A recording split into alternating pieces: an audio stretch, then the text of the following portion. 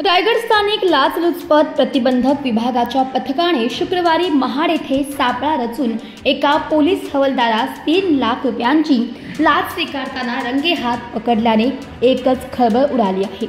Alibag police मुख्यालयात कार्यरत असलेल्या हवालदार विशाल वाघाटे क्रमांक 961 यांनी एका तक्रारदाराकडून पोक्सो कायद्याअंतर्गत कारवाई न करण्यासाठी आणि मदत करण्याच्या मोबदल्यात एकूण 5 लाख रुपयांची लाच मागितली होती।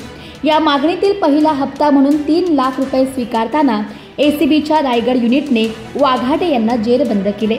या प्रकरणी महाड शहर पोलीस ठाण्यात भ्रष्टाचार प्रतिबंधक अधिनियम 1988 अंतर्गत कलम 7 नुसार गुन्हा नोंदवण्याची प्रक्रिया सुरू आहे। ही कारवाई रायगड स्थानिक लाचलुचपत प्रतिबंधक विभागाच्या उपअधीक्षक सरिता भोसले यांच्या नेतृत्वाखाली पार पडली।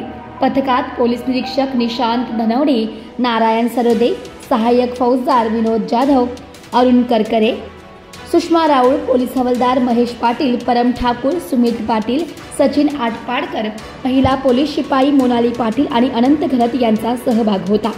संपूर्ण कारवाईस अँटी करप्शन ब्युरो ठाणे परिक्षेत्राचे पोलीस अधीक्षक शिवराज पाटील तसेच अपर पोलीस अधीक्षक भागवत सोनावणे आणि सुहास शिंदे यांचे अमूल्य मार्गदर्शन लाभले। रायगडमधल्या कारवाईमुळे भ्रष्टाचार विरोधी मोहिमेस अधिक गती प्राप्त झाली असून अशा प्रकारच्या घटनांना आळा बसवण्यासाठी नागरिकांनी आणि तक्रारदारांनी स्वतः पुढाकार घेऊन कोणतीही भीती न बाळगता तक्रार दाखल करावी असे आवाहन लाचलुचपत विभागामार्फत करण्यात आले आहे।